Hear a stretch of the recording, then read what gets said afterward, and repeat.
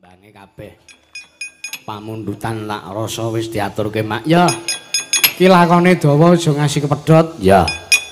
Mulai yo tak kanthi terus ki lakon. Ya, kirim pate kasih ngembune dalang. Ya. Khususan laruhi Kanjeng Sunan Kalijaga wae laruhi Ki Sena Nugraha wae laruhi para punden dalang saknuswantor Al-Fatihah.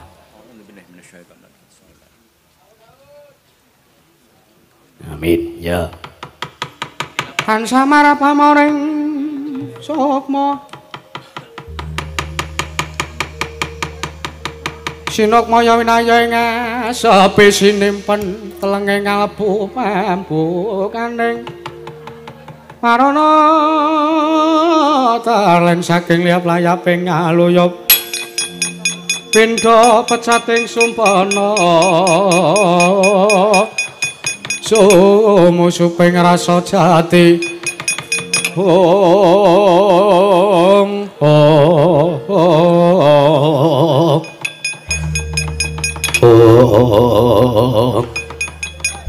kawusa ingkang manjing wonten ing Gumbet Sanggan Sangarup kena gandha kocap ingkang mapan wonten ing alun-alun Negaring Astina nenggih sanggih kana Pati Arya Sengguni ngawi sanggaring para sata kula pating bleber wating ya tirta mlabaraning daratan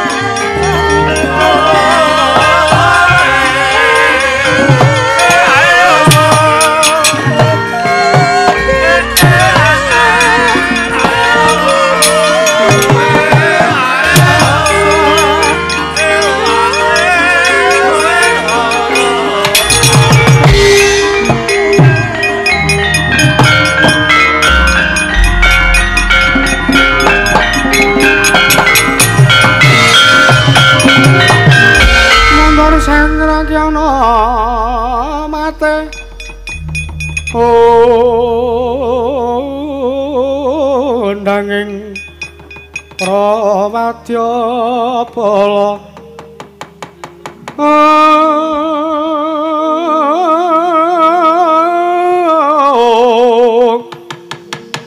osor tambur miang suling pepanden dalutak mewah bandera kakandha warna-warna pindha jaladyan asri kaworyan ong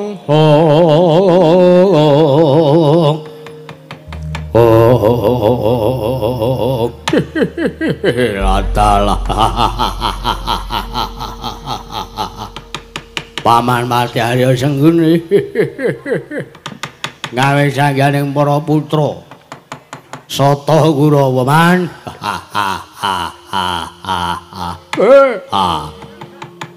ingkang putra Banjar Jungur puntur sasana kula nyadhong dawuh samangke wonten dawuh kados pundi saking ngersanipun Paman Mati Arya Sengguni kepareng kula nyuwun dawuh man kula nyadhong dawuh man wonten dawuh kados pundi kula nyadhong dawuh timbalanipun Paman Mati Arya Sengguni ngawe cangjaning Palacandra Kurawa mapananing alun-alun negaling Astina kula nyadhong dawuh mbok pilih keparenga madharing sabda pangandika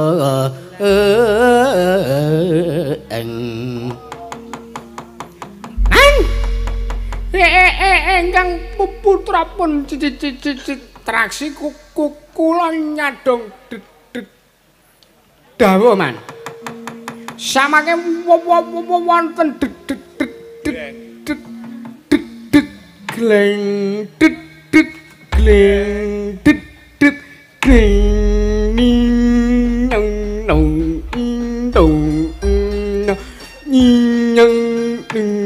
saking Kangka Prabu Duryudana samangke wonten gleng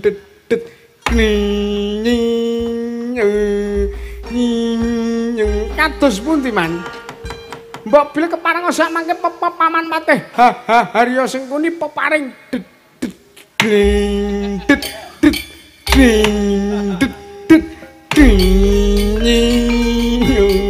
kula kepareng kula nyadhong dawuhipun Makman Arya Sengguni Paman Harya kok hayu kukula nyadhong dawuh man omongan karo Kurawa ki mah omongan karo wong kerawitan indile ana sing karo suluk le muni nggih man pareng kula nyadhong dawuh kados pundi Paman Arya Sengguni paling ora mangke paling dewe nenyanipun Kang Bundra Paman Kang Putra pun soto nyadhong dawuh Paman antane Kang Putra pun Kartomarma nyadhong dawuh Paman Patih Arya Sengguni kepareng paringa wis ah ora rampung-rampung nek omongan kowe dur wonten dawuh aja kaget Kurawa tak lombokke ya le mboten man kaget kados pundi ternyatipun sampun dados kewajiban para Sata Kurawa pendak-pendak dipun awe pramila kedah nyaket sing adoh dicerakke sing cerak diraketke nyadong dawuh lho kula nyadhong dawuh Paman Patih Arya Sengguni kula nyadhong dawuhipun iki ngene bakone ora sakokean gunung sing tanpa guna saripun terus pundi iki mau awake dhewe lagi wae ketekan dayoh Nalindra Yaksa Nalindra saiki pundi man Nalindra Klyang Kabur Kanginan ki ndang kebaraten tanpa papan tanpa dongko ingkang jejuluk Prabu Kumbara Yaksa ingkang ngandhake yen to dheweke saguh ya kuwi gawe srana langgenging wahyu pulung rating ing mapan ana ngangganing kadangmu Banowati. Dados niki wahyune ajeng dipeksa supaya tetep mapan wonten anggenipun Kakang Ratu Banowati. Iya mestine ngono. Sengara kelakon, Man. Tangeh kelakone cepak wurunge nuwun sewu. Ora kok jeneng elek-elek nang ngarepe wong akeh, ning kula niki arep matur napa wontene. Kula arep matur kasunyatane, ngoten. Ora kok teges ngelek-elek niku mboten. Ning nuwun sewu. Wong sak jagat niki wis ngerti penonton semene mbane do ngarani Kurawa ki wong elek. Ngoten. Kurawa niku watake angkara budine candala. Dadi nuwun sewu. Ora kok jeneng kula ngelek-elek lho, Mas. Kula matur napa wonten. Nek sampean arep gawe srana Wahyu Pulung Ratu niku langgeng mapan teng anggane Kakang Mbok Dewi Banowati niku tangeh kelakone cepak wurunge. Dasarmu apa kowe ngomong kaya ngono? Nuwun sewu. Wadah wahyu niku kedah resik. Mergo wahyu niku ngibarate banyu. Wong arep ngombe banyu wae kala mangsane gelasé kecemplungan laler dibuang sak banyune. Monggo banyu menika ibarate kaya dene wahyu. Lah nek adahe reget wahyune sengara gelem mapan ning jero wadah. Pramila niku mengene sampeyan arep gawe srana wujuding Wahyu Pulung Ratu supados langgeng wonten manggaring Dewi Banowati kula kinten percuma. Sampeyan aja cocok kulina ngembe, aja cocok kulina ngempukke, watu ngatoske banyu. Jeneng wong lelakon ora ana sing ngerti. Sapa ngerti Kakang Mbok Banowati iso langgeng nampa Wahyu Pulung Ratu.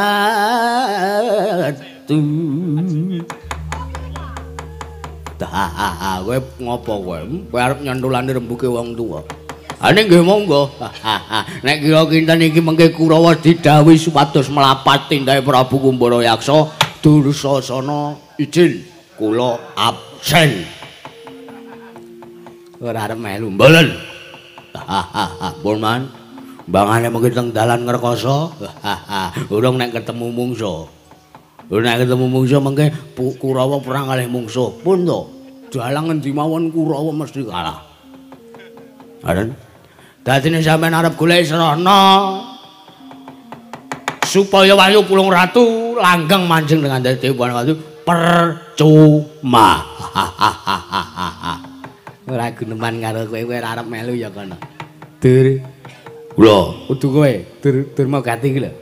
Kula wonten dawuh Paman Parcaya cengkune wonten dawuh kados pundi. Tung tung tung bak.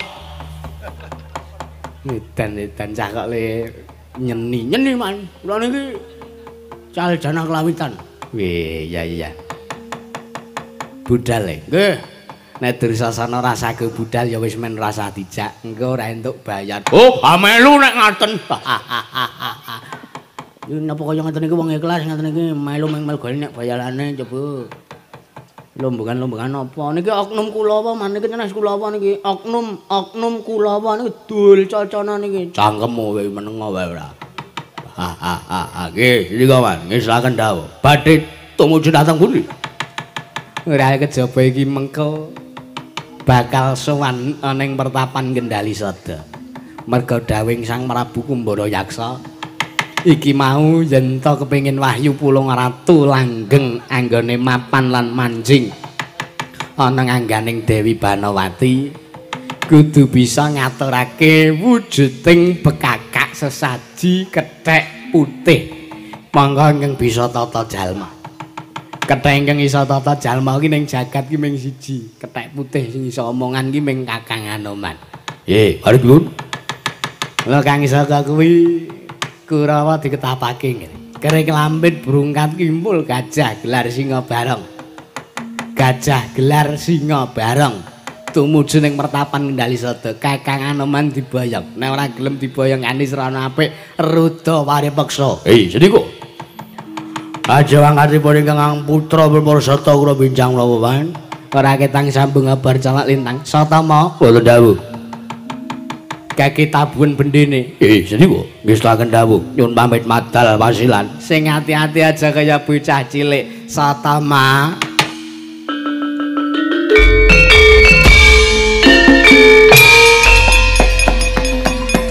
Sang Patih sigra hanata baris nyawiji gumolong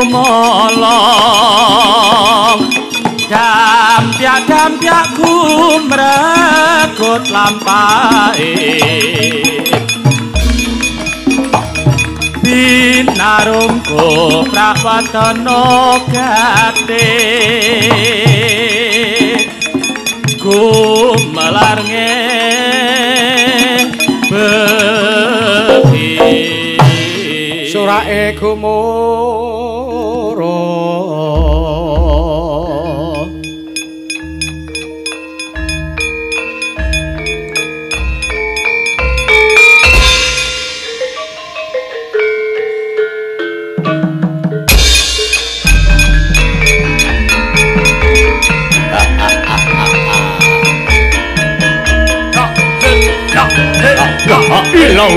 la ilaha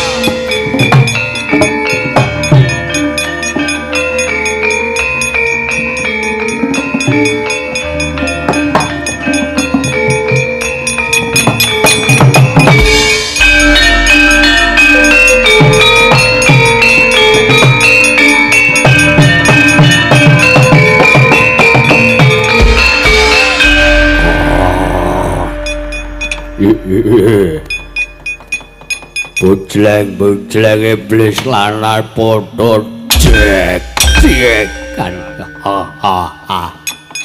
kece wali kece setan wali kubra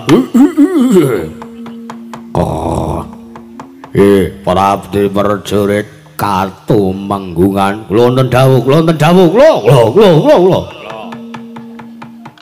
Sinaos sing majeng namung tiang tiga ning sanese do ngiyup ning nyata prajurit waduk linggih sembada. Sinaos ngiyup sak mangke tasih dipun dangu tasih mboten mendel teges nyauri. Ya. Kabeh cekething kula nedhawuh. Kowe aja kaget. Dina samengko aku nampa dawuh Sang Prabu Duryudana. Lan aku wis kelakon suwita. Ana ngarsane Ratu Ngastina Sang Prabu Jaka Pitana. Dinampi ditampa. Bejo kewayangan syukur binagi sewu. Perkara sewu sinuwun. Kula menika mangertosi kondhange Prabu Duryudana menika nalindrengkeng gampang dipun blithuk. Ya. Prabu Duryudana menika nalindra ingkang gampil menawi badhe dipun jlomporongaken wonten jurang kasangsara. Pramila sak mangke gandeng paduka Gusti Kula Sang Antasena nuwun Prabu Kumbaraksa. Keduga sampun saged mblithuk marang Sang Prabu Duryudana. Ha iki kula mangayu bagya. Ya, lajeng menapa inggih dados dawuhipun sinuwun? Mangerti ya. Aku kajibah satane aku dinawan ngupati wujuding Wanara Seta ingkang bangkit tata jalma. Lho, Wanara Seta ingkang bangkit tata jalma. Ya, badhe dipun menapakaken ingkang ora ana liya kejaba. Aku bakal gawe srana langgeng anggone Wahyu Pulung Ratu mapan ana anggane Sang Dewi Banowati. Banjur aku gawe pawadan yen to pancen Prabu Duryudana kepengin langgeng anggone garwane nampa kanugrahaning dewa ingkang awujud Wahyu Pulung Ratu kudu mbekakak wujuding kuwanda ya mbekakak ya sesaji wujude kethek putih ingkang bangkit tata jalma. Kabeh sekadhek tak kira jeneng mara wis mangerteni sapa kewan yo kethek putih ingkang ndak mestani iki. Iki lewat duka paling dawuh babagan Wanara Kusika Seta ingkang bangkit tata jalma tartemtu ingkang abdi pun giapit sekething mangertosi sinten sejatosipun ingkang paduka mestani. Mboten sae jawi namung pandhita ing Kendari Sata iki pandhita ing Kundalini. Nika pun Begawan Mayangkara inggih Begawan Anoman. Yo. Bagus, pinter kowe. Hei. Mesti ki mawon. Kula mriku ngawula panjenenganmu sampun dangu. Kula nyumurupi kados pundi? Gedhinge ngraos menawi kalian kethek putih ingkang namipun Anoman menika. Bener. Hei. Tulis samangke kados pundi dawuh Paduka Sinuwun Prabu Barayaksa. Sinuwun kados pundi dawuhipun kula mung kantun nderek. Nggih sinuwun kados pundi dawuhipun kula mung kantun nderek. Aja padha kirang gumuyu luwih dhisik sartane aja padha kokian gunem sing tanpa guna. Ternyatane iki mengko yen ta aku kelakon nyembadane apa kang dadi dawuh Sinuwun Prabu Jaka Pitana. Mesti awake dhewe bakal antuk ganjaran ingkang sakmurwat kalan apa kang Gusti tindake. Kula semedya nampi. Kula semedya nampi ganjaran saking Sang Prabu Duryudana. Nanging aja kirang gumuyu. Yen kowe pancen sumedya nampa ganjaran saka Sang Prabu, kowe ya kudu saguh nyembadani lan nyendikani dawuh Sang Prabu Duryudana. Israken dawuh. Lajeng mangkatipun ingkang abdi keprajuritan sak mangke minjang napa? Lajeng mangkatipun ingkang abdi keprajuritan minjang napa? Lajeng mangkatipun ingkang abdi keprajuritan minjang napa? Ora ketang sambung obor cala lintang tumuli budal dina iki. Ndak menangake ngandhe wadya bola gelar sepapan. Kerek lampit perungkat kimpul gajah gelar Singobara. Wadya bola demit, wadya bola bajul barat, wadya bola prajineman kabeh digandhi. Ngestaken dawuh. Sampangke ngabdi gapit pun gapit sketheng kula keparang nyuwun pamit madal wasilan. Sing ati-ati aja kaya bocah cilik gapit sketheng lan kabeh wae.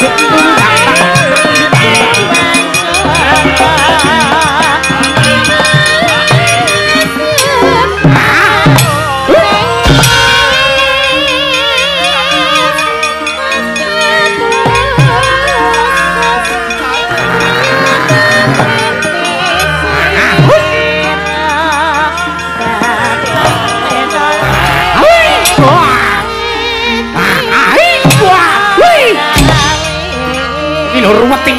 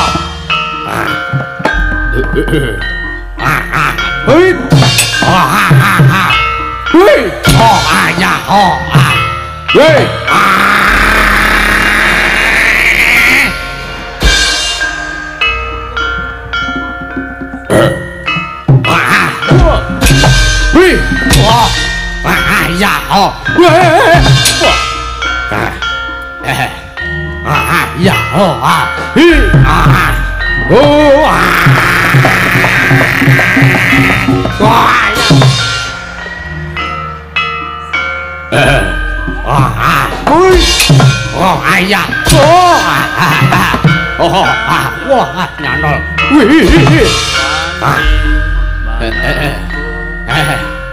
Aku ya iso muter-muter padhake apa.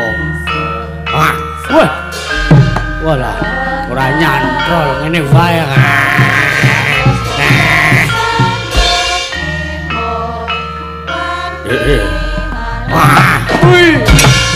Ya.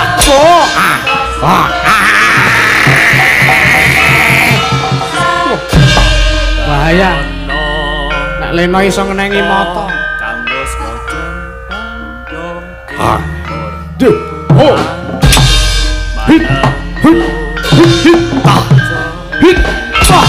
Wah, nanggori. Aku iki buta awakku lemune rasane.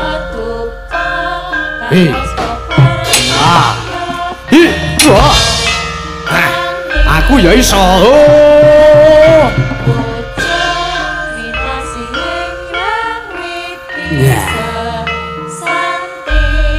Một lòng là nhớ mấy cái bạn nhớ một nhiều mất nhiều.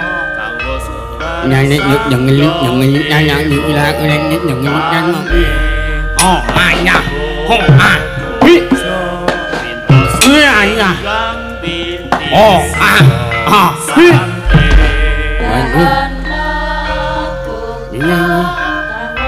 Là nhung nhanh.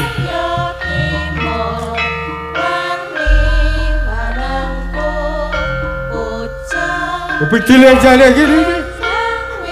Asyik lah, asyik dah. Dah pasti dah, dia pasti dah dia dah dah dah asyik. Asyik dah, dia asyik.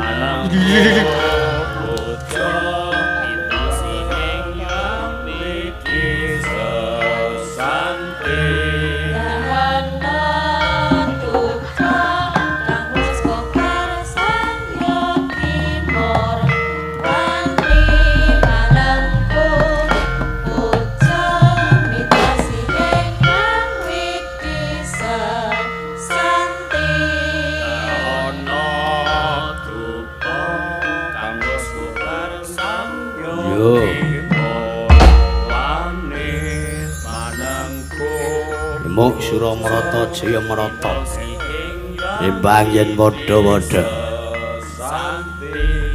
kece-kece wali kece sata setan wali kobra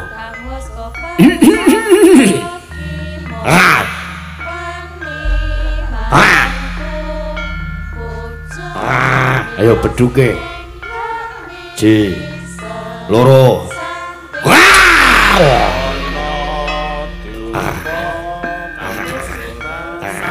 untre wah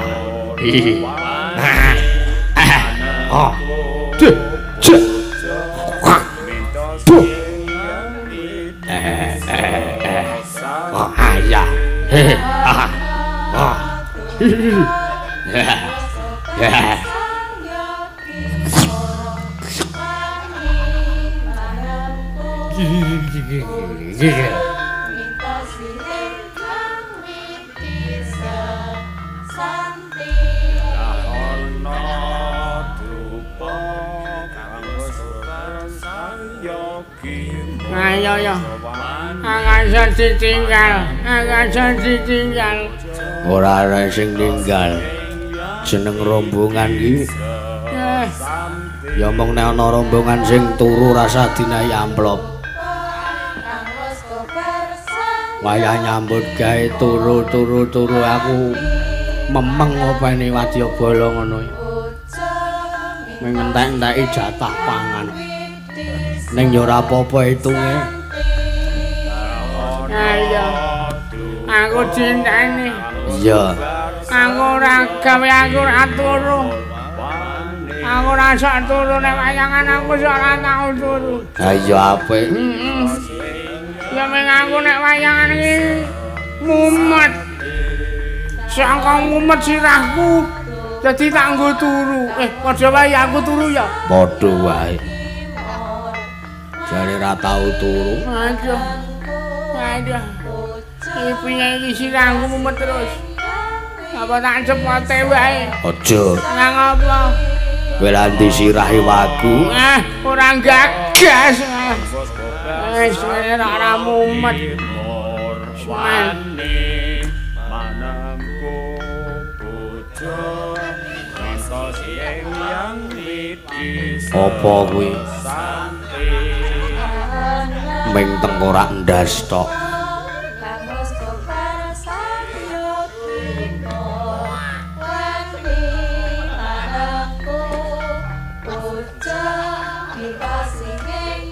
Wah, sing rebab.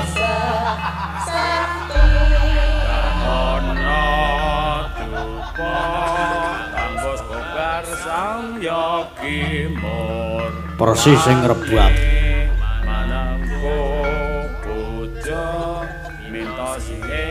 Sik. Rungono.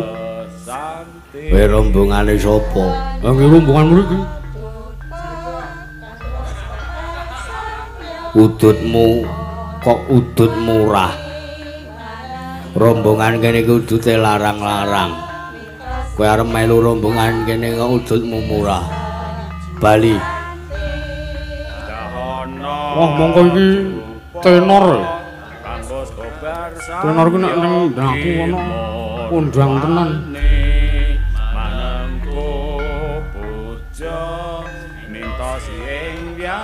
Iya biyo. Apa iki? Aku ki rombonganmu dhewe jembok wedeni.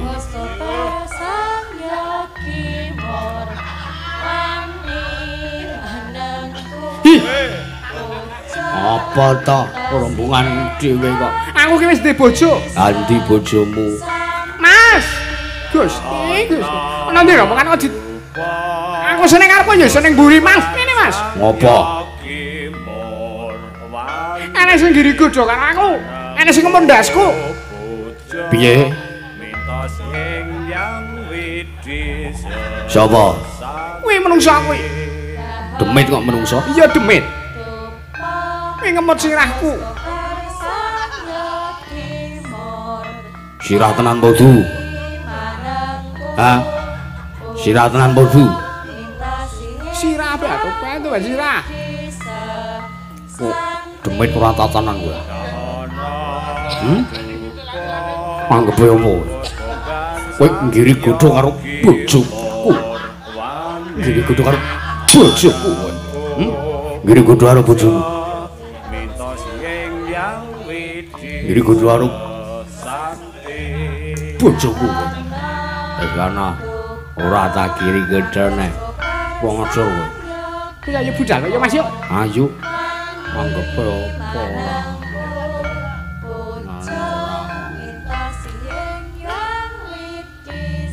Meng ora enek-enek kok. Ming sak jahe. Kendel-ndelke.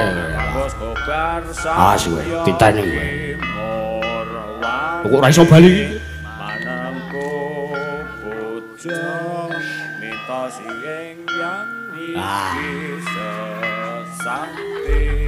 Kowe ngopo kowe?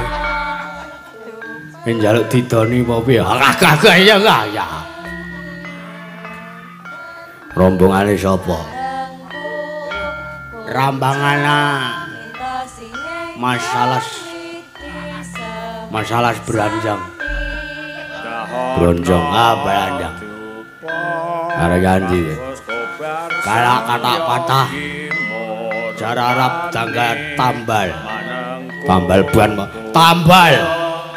Ayo tambal ban. Dada. Bakaka. Sasaja. Sesaji tumbal begaka. Ono syarate. Syarat apa? Kudu wani salto.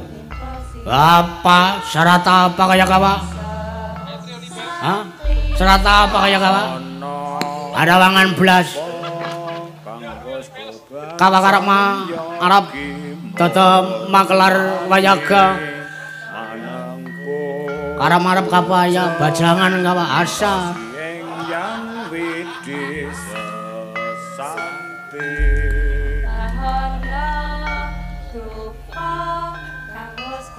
Wah, kelana cedhit.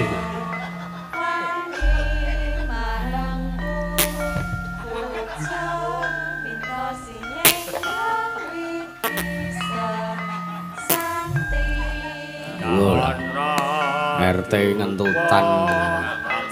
Kene rapat piye kowe? RT gelung. Manangku puja minta sieng yang widisa santi. Culi. Piye?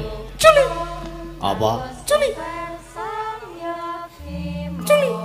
Ya.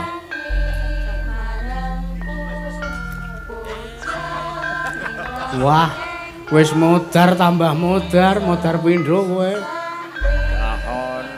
Ya apa?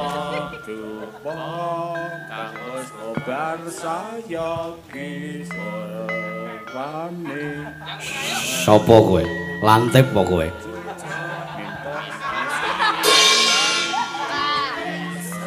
Turu kono, sesuk nyopiri bis.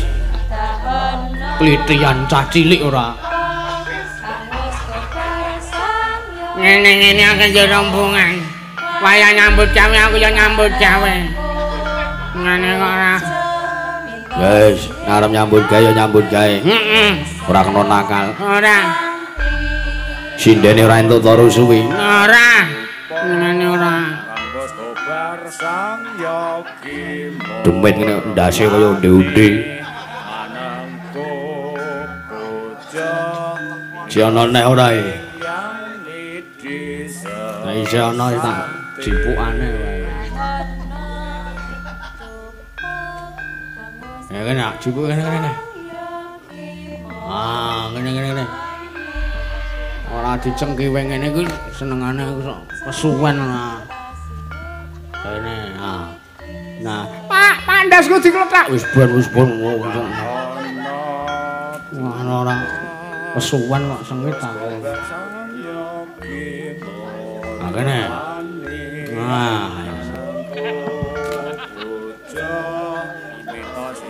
Mah kaya eskavator iki. Sentek.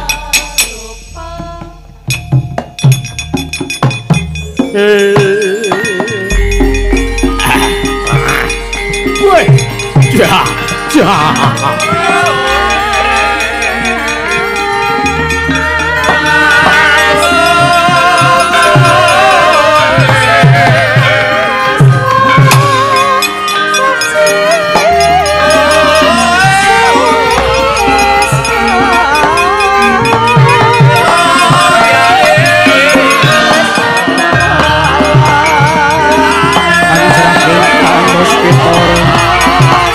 Kasirin samiron omre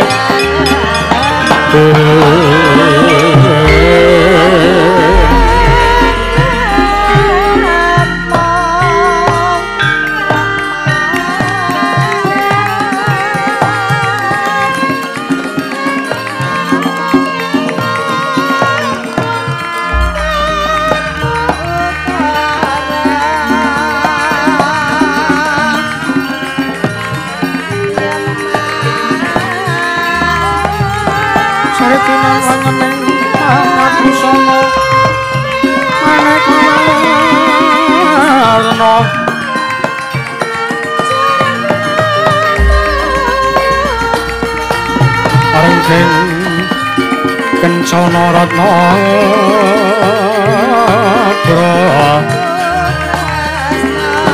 bandera layo kumitir sinorang pandresing maruta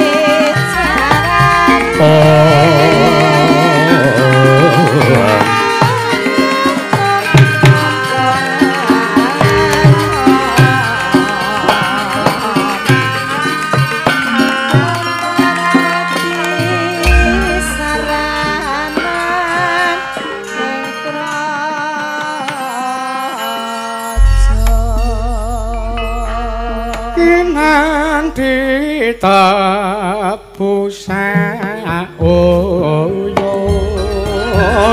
kayong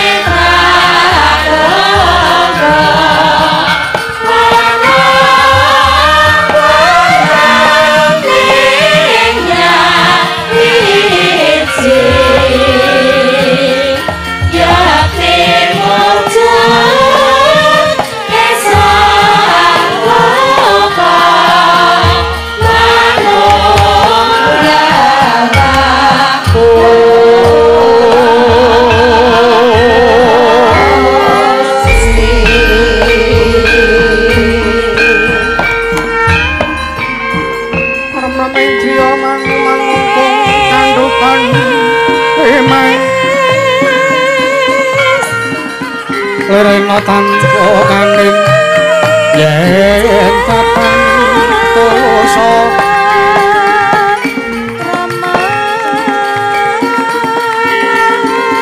namanggo sang Tyahuta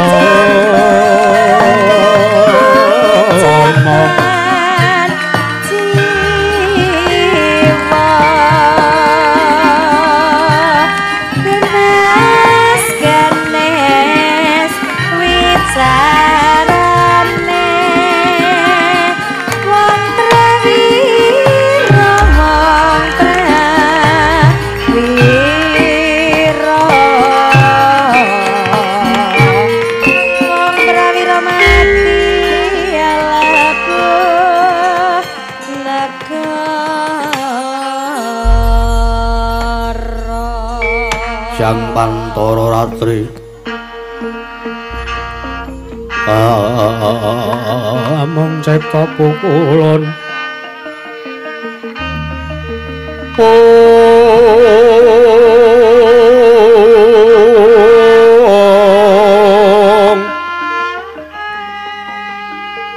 tang ngono liyan kaeksi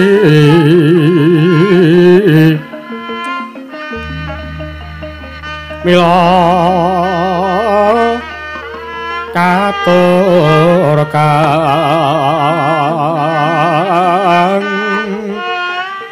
condromane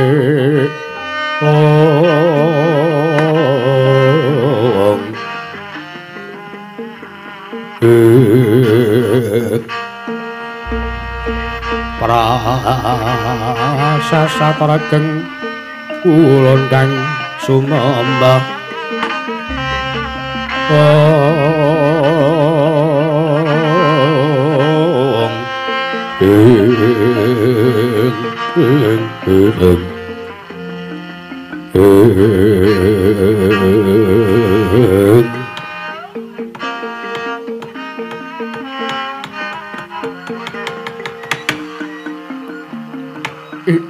Nuwun sewu.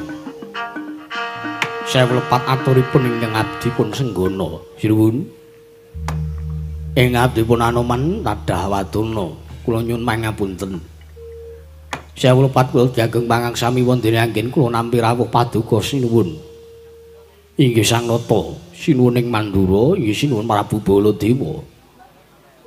Wonten ing Padepokan Kendali Sada inggih pertapan Kundalini. Kamangka kanthi kawontenan ingkang sarwa sarwi nguciwani sinuwun ing abdipun Anoman inggih senggono kula nyuwun pangapunten.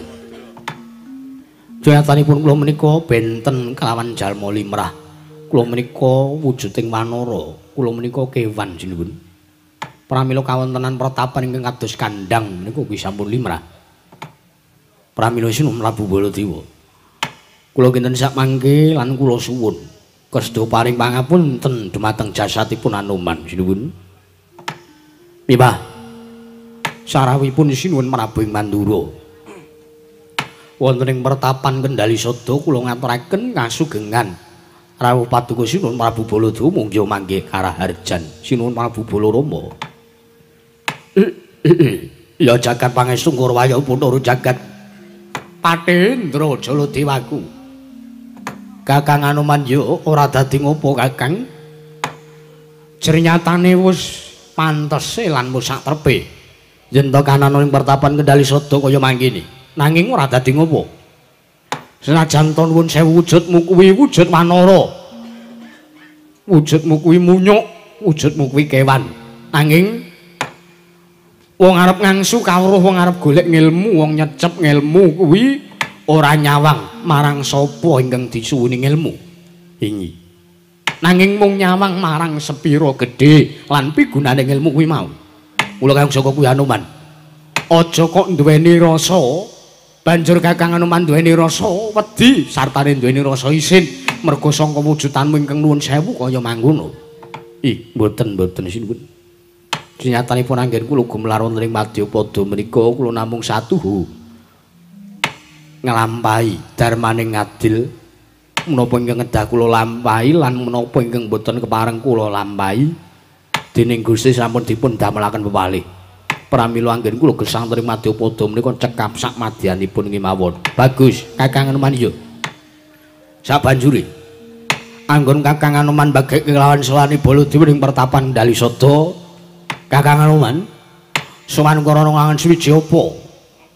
Sowanku rahayu atos saka Rupita caket mring Karaharjan.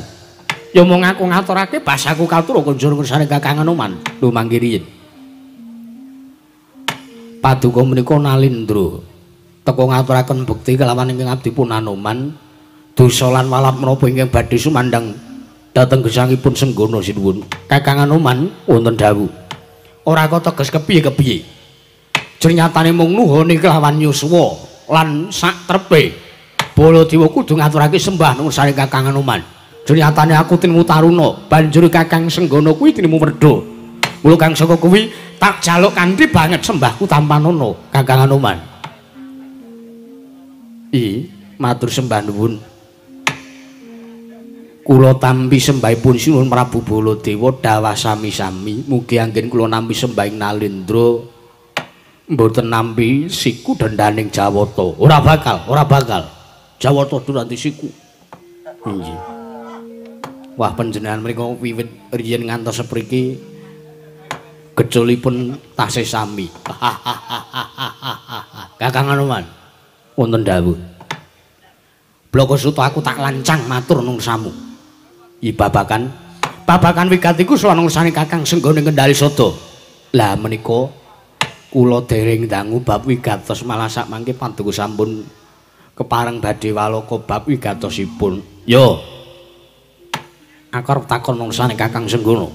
Kados pundi sinuwun? Apa sing dadi ya kuwi sabab lan apa kang dadekake Kakang Anoman ya Kakang Senggono bisa umure nganti bisa dawa kaya mangkene.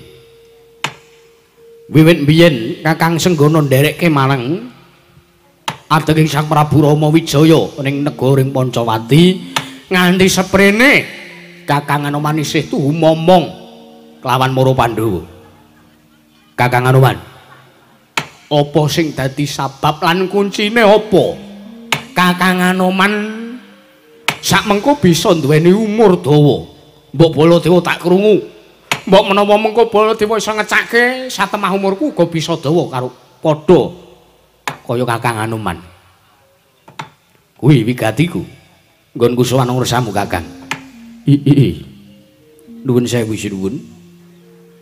Menapa mboten badhe dipun anggep lancang? Menawi sak mangke kula matur napa wontenipun. Tak anggap lancang sebab apa merga kuwi pancen nyata. Kasunyatane Kakang Anoman umure dawa. Lah, apa ingkang dadekake jalaran kunci saka Kakang Anoman iso duweni umur kang dawa, ya yuswa kang panjang. Nuwun sewu. Kula menika badhe matur kawontenan ingkang magepokan kalawan ingkang rayi. Jernyatanipun ingkang dados saken srana yuswanipun ingkang abdi pun Senggono saged panjang kados mekaten menika. Awit kula sinambiran kewajiban lan sinambiran pakaryan ngreksa kelawan nangganing ingkang rayi Ndrawati. Lho. Ana sambung rapet apa kelawan Yayi Prabu Ndrawati? Nuwun sewu.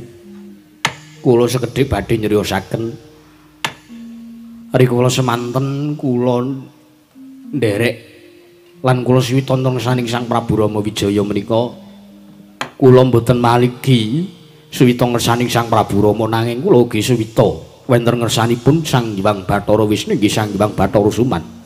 Kamangka Sang Hyang Bathara Suman menika dewaning kabagyan lan dewaning ngandum katentreman.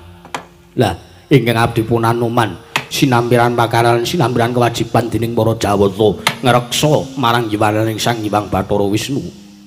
Wonten pundi-pundi papan sampun kabiyawaraken lan sampun dados pratandha bilih pasanganipun Wisnu menika mboten sajawi namung gembong manglawan nggih pun Anoman menika.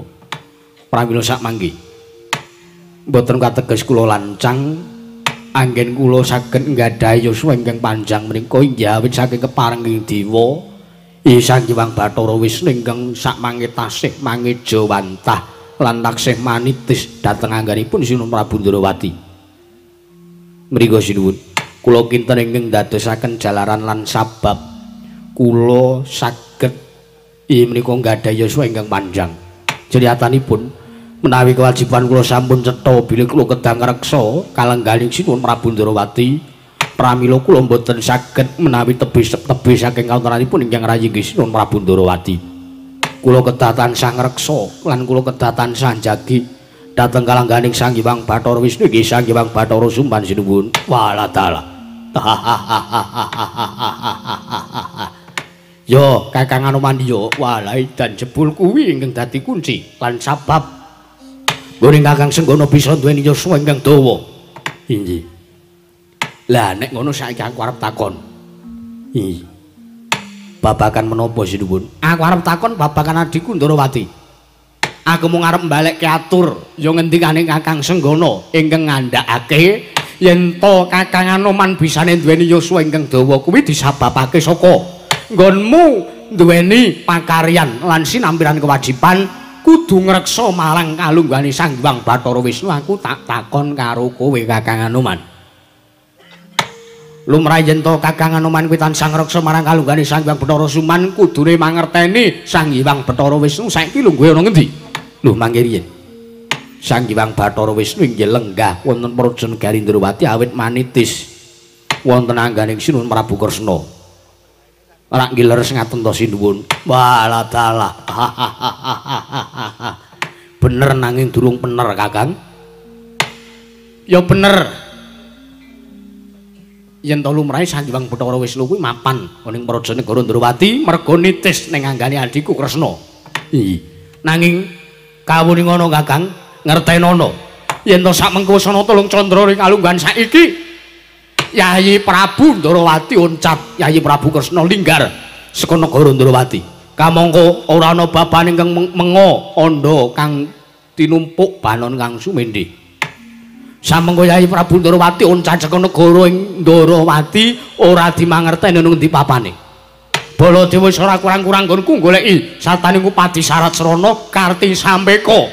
Srana ngrawuhake Brahmana winasis 1000 sugata miyang para nimpuna. Kinarya ngupadi ana ngendi durung Yayi Prabu Ndarawati? Wondene Gagar Wigar Tanantuk Karya. Lah mula gandeng Kakang Anoman ngaku sartane Bloko. Yen to sak mengko Kakang Anoman kuwi kewajibane ngreksa marang kalungguhane Sang Hyang Bathara Wisnu. Lah mula baline adhiku Ndarawati, baline Sang Hyang Bathara Wisnu saka tangane Kakang Anoman. Ora bali ya saka tangane Kakang Senggana, Kakang Mayangkara.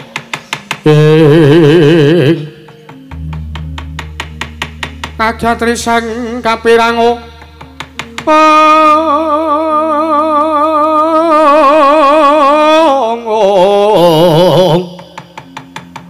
Dosang repnaning bawana kita kang malang ati. Waduh. Teko paduka nembe paring dawuh sak menika bilih Gusti kula ing Ndarawati oncat. Lho piye? Kowe mau ngomong. Kowe mau ngendika, Kang? Yen to kowe mangerteni marang sak mobah musik Yayi Prabu Ndarawati merga kowe mangerteni sak mobah musik Wang Pikulun Bathara Wisnu. Lho lah nggih. Lho lah iya. Lah kowe malah lagi ngerti perkara iki.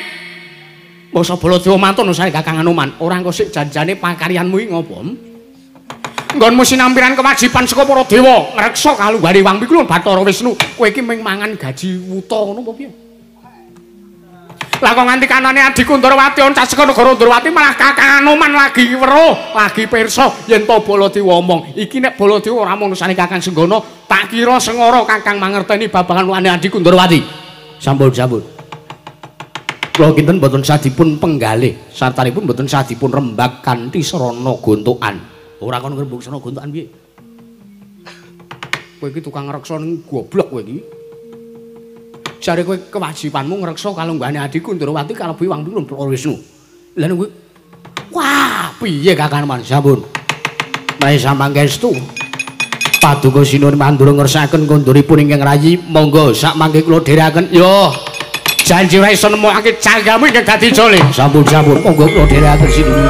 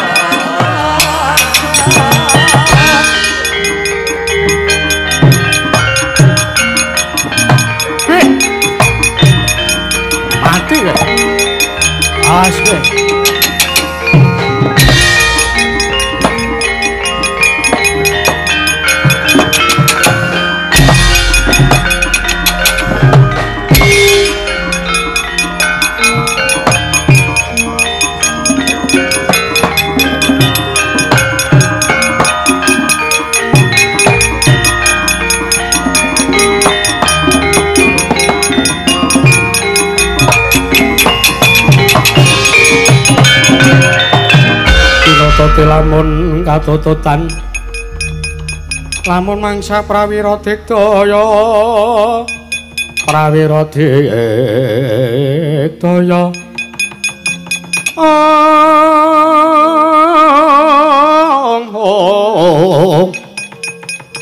Ronanggono magawe kelari rawang wah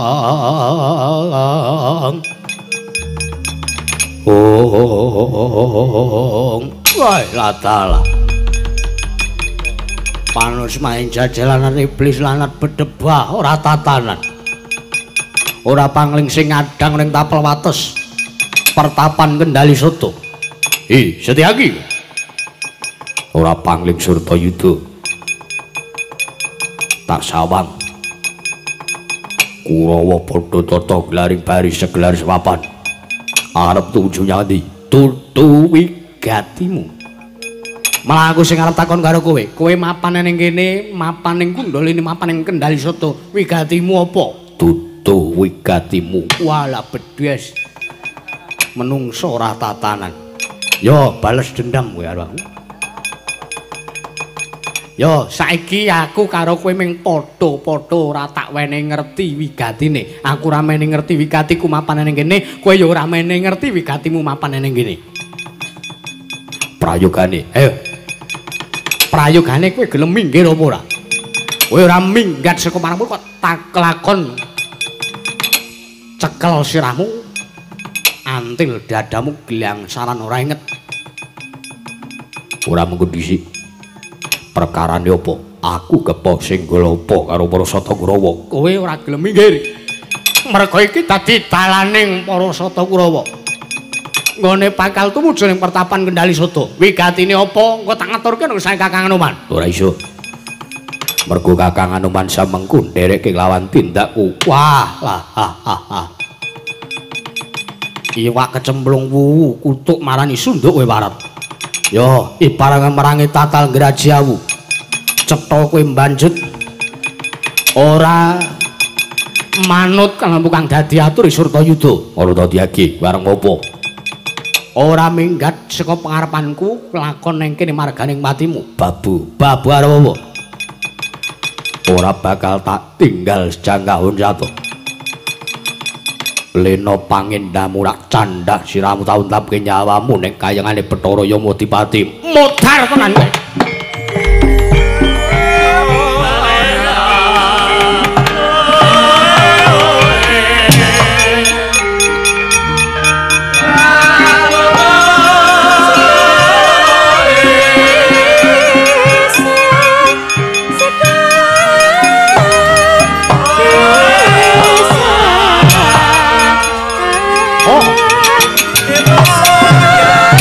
Sesat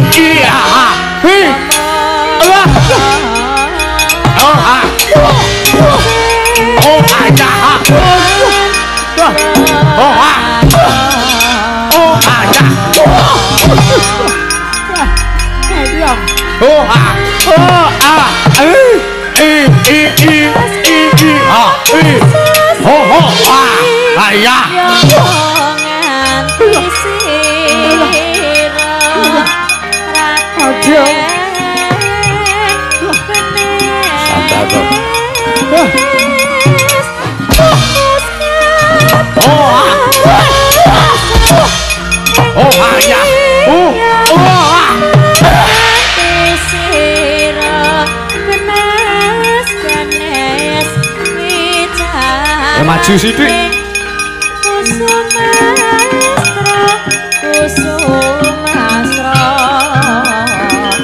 Yo.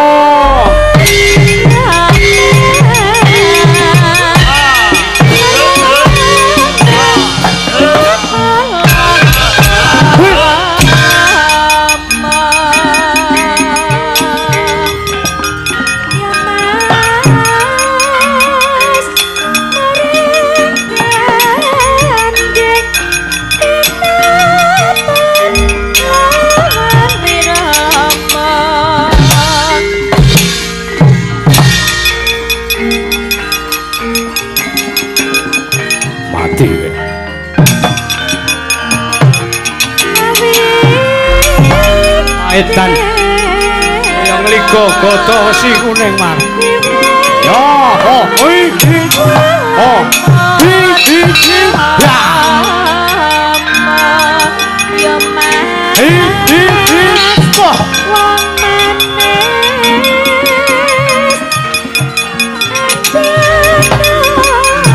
hey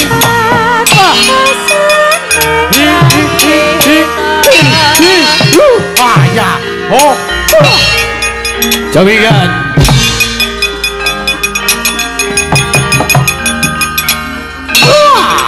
Mati kowe. Dar kowe. Ayo. Dar, kowe.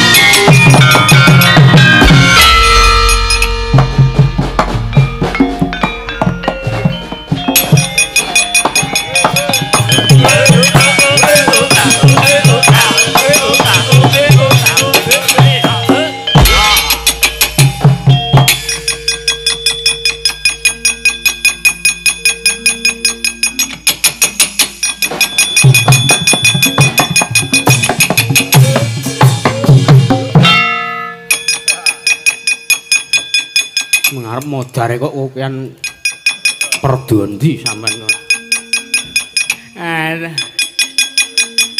Cah kurang ajar kowe.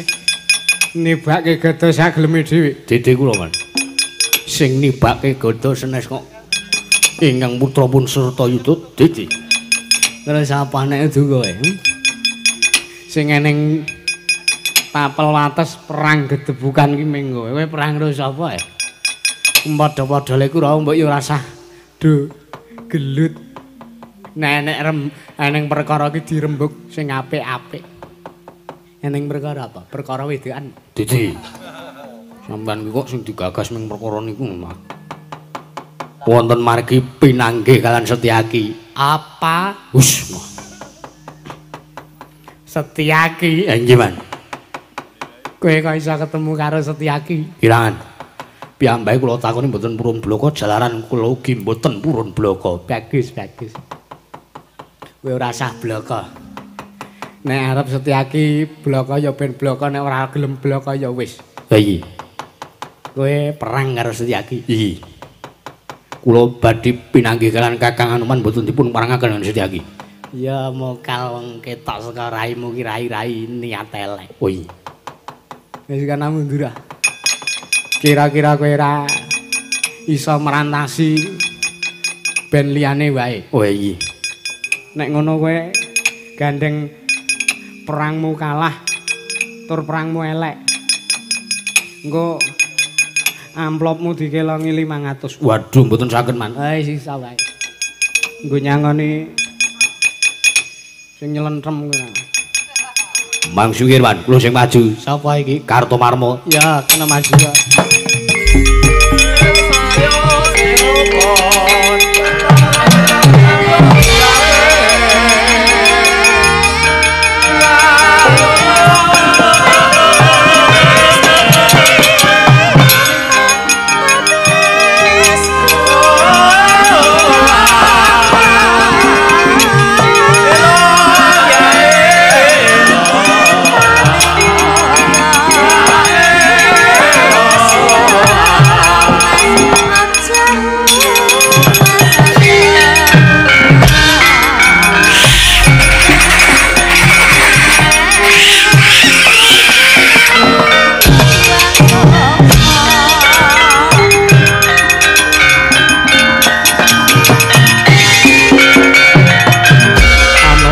Pracandra seta cocak rawon kapimendha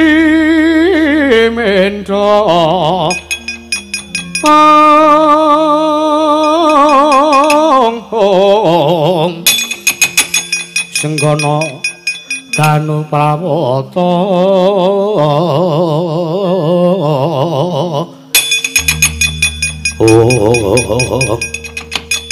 edan Anoman mere ciat. Lho.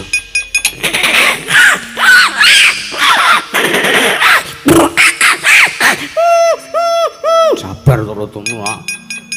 Aja birahi kaya ngono kuwi. Perange nganggo rasa, nganggo tatanan, ciacet. Iya, wah jan. Murang kali nyemelangi kowe iki ora senengane ora. Ayo, Kartomarma apa apamu yo? Kowe ora gelem tumungkul ngersane Prasata Kurawa. Lakon mati dening aku Tatip Kakak. Kowe dhisik sing mati dening Anomanmu.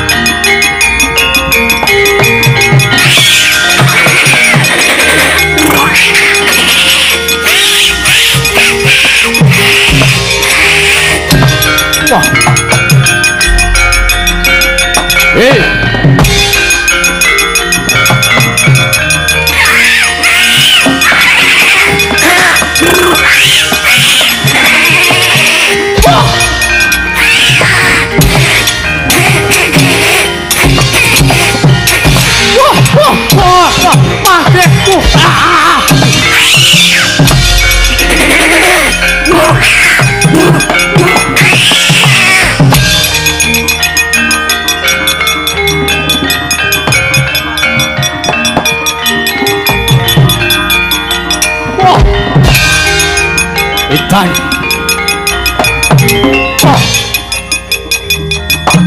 Kener sirahe. Kener dadane. Kener wudele. Kener tengkule. Mati kowe.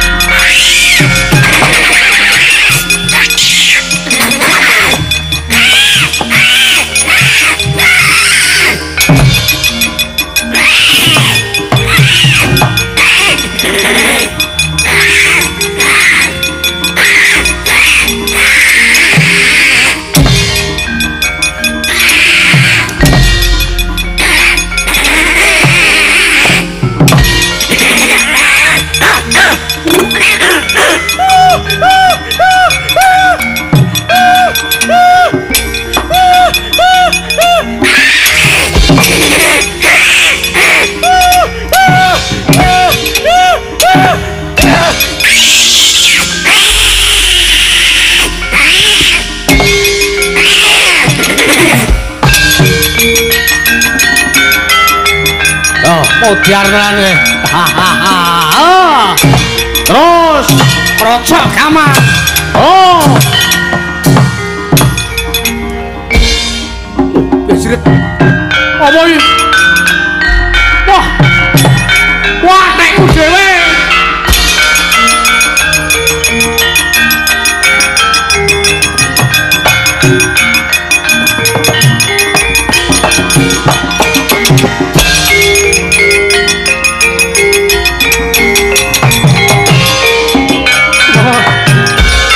Edan. Piye kar jenengmu sapa? Kartomarma. Wah. Waduh. Wah, ngapa ya? Kok ngos-ngosan kaya ngene ngapa? Kesel man. Lho. Setyaki iki tandange kala mangsa alus. Ning begitu nah. Mbasa Setyaki ngantem ning sirah mapang. Neng sirah cumleng. Piye? Mungsuh kula Senes Setyaki. Terus kipas meng level 1 kan dadi apa? Edan sumuke ngeja. Ngeja ki apa? Wong kene ora dong basa ngeja. Ngeja niku banget. Ngoten. Terus mungsuh kula Anoman. Nggih lah. Mungsuh Anoman. Nggih. Lah kok ora mbok cekel kan? Ajeng yang pripun? Ajeng kula cekel niku werite ra jamak. Lunyu kaya welut. Lho. Jane sidane Anoman iki kethek apa welut? Kethek. Ning lunyune kaya welut. Ngono nggih. Ambek dilapi nek lunyu. Sampeyan ku wong tuwa kok ngono. Wedan. Jebul temune Anoman tenagane isih rasa man. Lah iya. Isih kaya ndek enom. Lah iki. Kula riyen niku nonton nggen kaset Anoman tenagane pol. Sakniki kok saya pol, saya elok niku sing diombe apa? Biomoringa, Mbak. Sampeyan ki senengane kok ora ana. Isih wong tuwa kok tidak. Kana mundur. Memang nyekel kethek kok ora iso nggih, Man. Kula sumanggak ki. Waduh. Mengene mboten pados serayan liya. Ya wis. Sapa Kurawa sing urung maju? Kabeh kudu rata. Kabeh sapa Kurawa sing ora gelem maju perang ora entuk ganjaran saka Sinuwun Ngastina. Kula ajeng maju kula ajeng maju. Kok ajeng kita ajeng maju. Pundi enten paperangan? Pundi sing enten perang? Diane dan pundi sing enten perang, Man? Mbasa ngomongke ganjaran ki kok do gembruduk ta. Nek aku ora omong kaya ngono paling kowe ora gelem maju. Aku omong kaya ngono ki ben kowe do gelem maju. Wo, angge mpun karepe pripun ana. Ngapusi bocah cilik senengane ora. Cit. Kula. Maju rene kene. Aku arep omongan karo kowe. Pripun nang? Neng kana neng mungsuh loro. Sinten? Siji Setyaki, loro Anoman. Kira-kira kowe wani temandang apa ora? Sampeyan kok dedet gleng dedet gleng dedet. Wis senengane ora.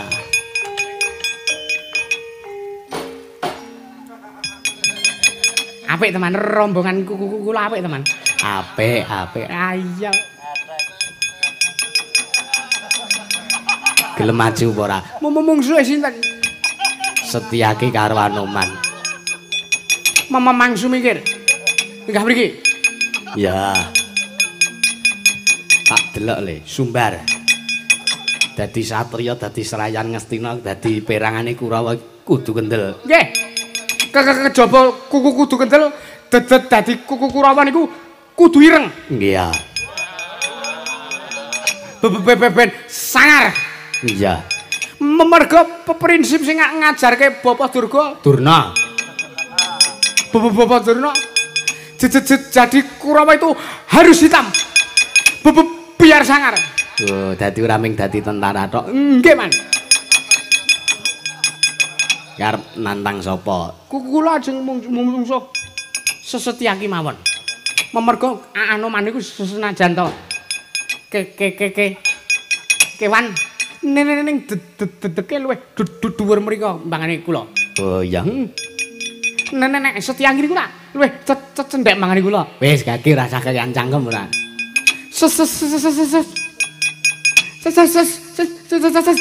Setyaki. Citraksya dong parat. Kowe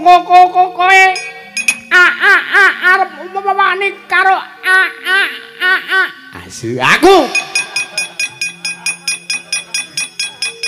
Kowe isa mundurke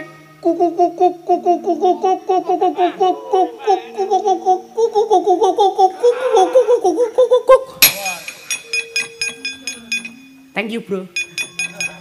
Isang ngundurke isang ngundurke isang ngundurke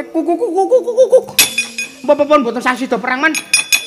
Kula nganti bebetmu teh. Karo awak kula dhewe kula niku gagap. Arepmu piye? Wis nampa panjakan kok ya sida le. Wis ra merata aja merata. Balian padha-padha. Citraksa. Nggih. Napa sampean? Sampean arep wani musuh aku napa piye?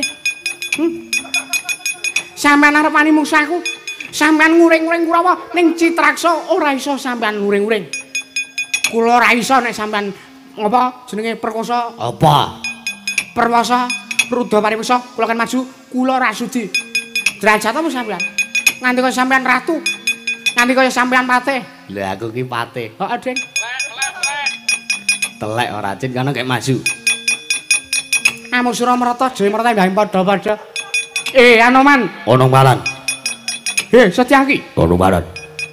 Kowe ora minggat saka pengarepanku lakon tinjeng akhirat nyawamu dlandel-tandel nyinyo. Duh. Setan ora. Wah, jan. Wah, kelire gupak. Dit. Pripun man kurang apa ora nyan. Maju perang. Lah nggih maju. Ndlandhe-tandhe nyinyo ngono kok. Mundur ki karepe piye? Mundur nek mundur tok karo ngidoni lekmu ki lho. Loh. Sorry nggih kula balekne. Malah ngimbuhi wah jan. Kowe iki munyuk ora? Pripun? Ngono ki ora mbalekke ning malah tok imbuhi. Ah nggih ngapunten man kula lape mriki. Ya. Rai kok kebak jerawat kaya ngene iki. Kek bentinane adus apa ora kira-kira. Wis kana nek arep maju perang kok. Nggih, Man, ngesakaken dawuh. Ora minggat saka mati dening aku. Bocah iki nek ora tak tutke. Engko malah ming kisruh tekan kono-kono ta. Senengane anggepe ora. Amu Suramarta Jaya Marta mbah padha-padha. Setyaki. Kowe ora lunga mati dening aku.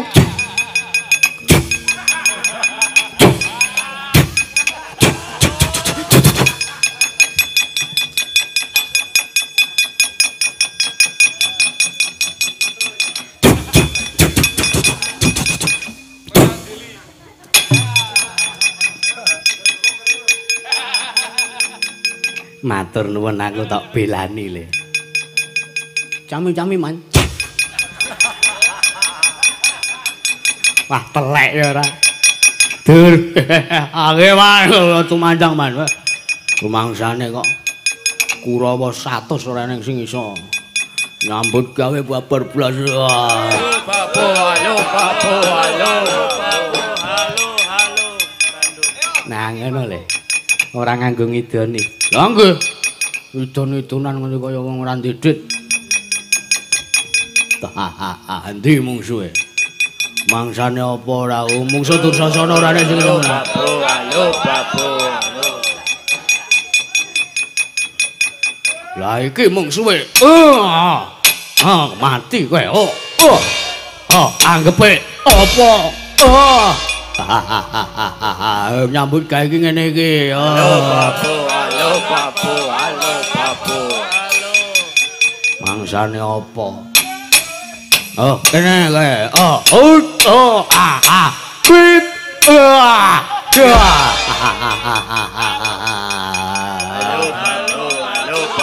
Halo Bapu.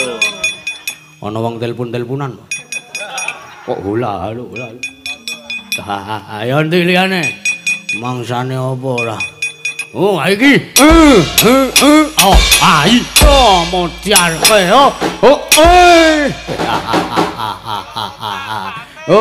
Banting keplak. Banting keplak. Tak banting, tak keplak, tak plintir. Repengka. Halo Bapu.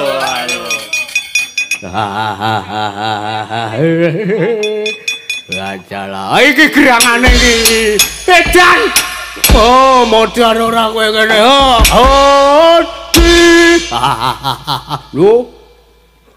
Apa kowe mau? Waduh. Nungso ora tatanan. Anggepe apa?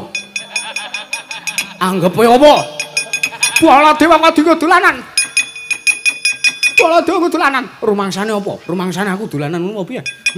Rumangsane aku dolanan apa piye?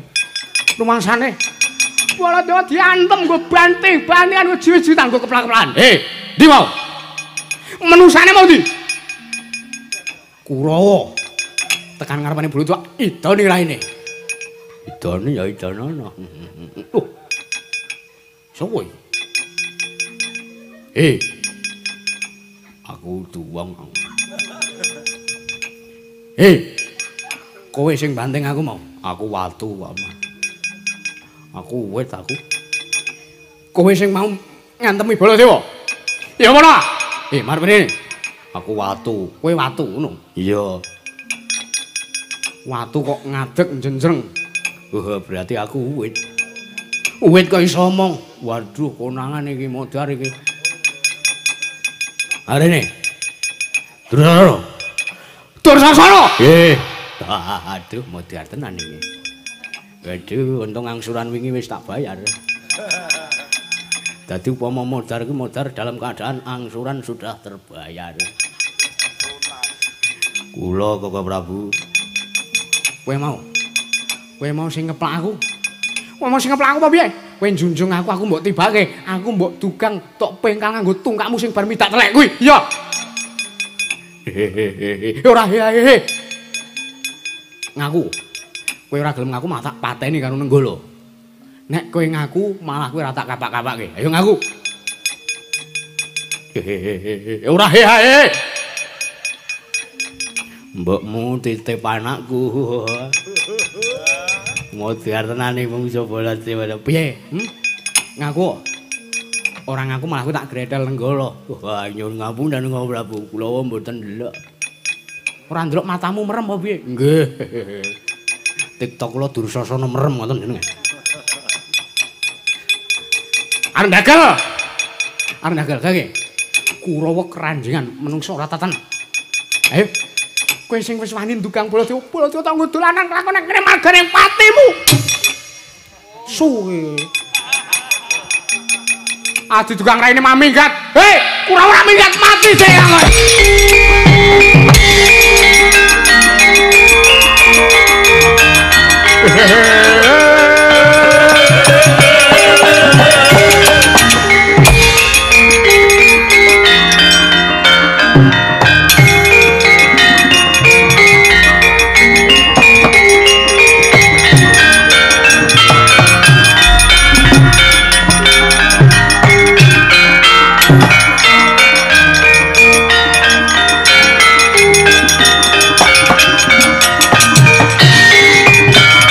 Pandhapa Gati Wisaya Indriyaksa Sara Maruta Pamana Bana Margana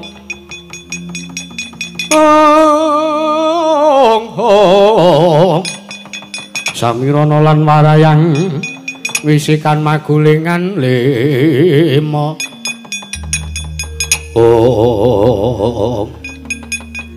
Das pundi kene kula sawang sajak Kurawa kacipuat mengsah pun Anoman. Paman Pati Sengguni aja walang ati. Yen to Kurawa keduga ora bisa ngrangket marang Anoman.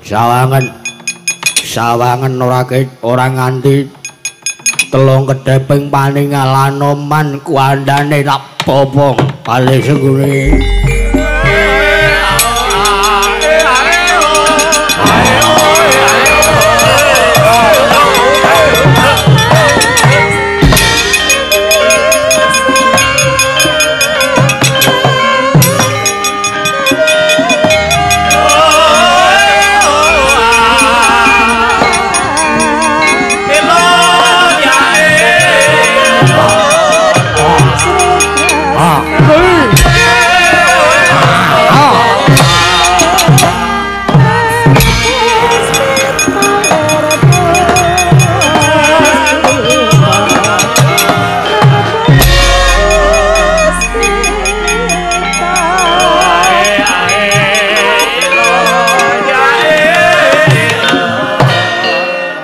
Semanten Malindra yaksa kleyang kabur kanginan kendang kebaraten nenggih Sang Prabu Kumbara yaksa nggih nyoringut nyumurupi kridaling Sang Senggana ya Sang Anoman kula masten wirang-wirangaken awit keduga saged nyasaraken kridaning para sata Kurawa nalika semanten Giya Matek Aji dayaning karosan Sang Prabu Kumbara yaksa ngedalaken daya kemanden ingkang aran Jaring Pangracut nalika semanten jaring pangracut den dalaken medal saking Kanjeng Gelung.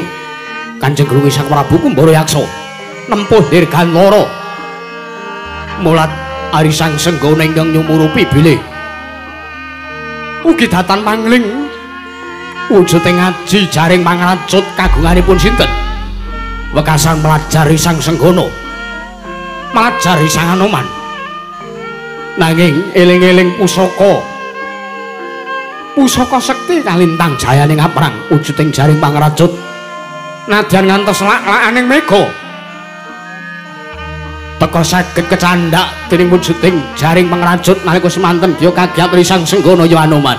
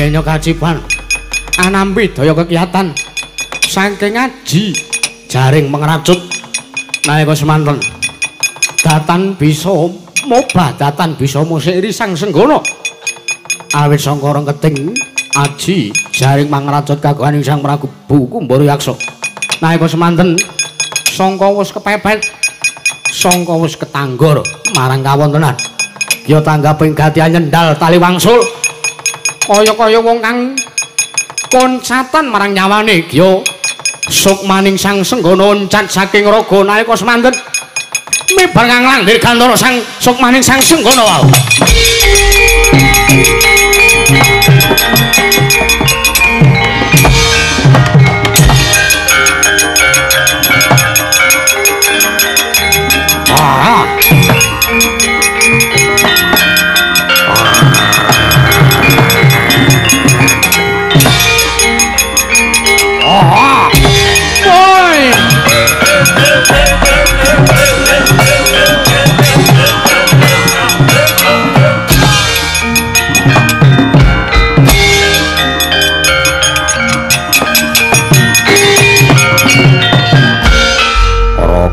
Tanpa sukma ya Anoman kowe mati tak perstekke kowe modar tenan Anoman kowe mati mungsuh ajianku ya aji jaring pangracut Anoman kandhamu taturake sinuwun Gusti Laloman.